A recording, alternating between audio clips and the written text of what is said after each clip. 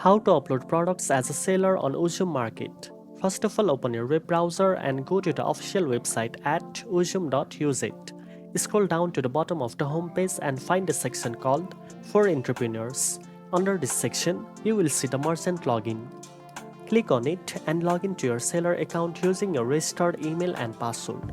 Once you enter your seller dashboard, you will find different options to manage your online store. To upload a product, click on the Add Product or Upload Product button. Next, fill in the required details. Enter the product name, select the correct category, and add the brand. Write a clear description of your product so that customers understand exactly what you are selling. Then upload high-quality product images that show your item from different angles. After that, set the selling price and available stock.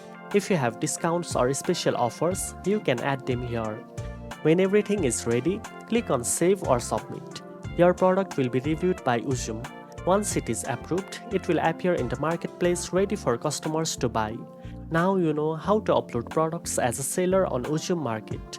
If you found this video helpful, don't forget to like, share and subscribe for more shopping tips. Thanks for watching and I'll see you in the next one.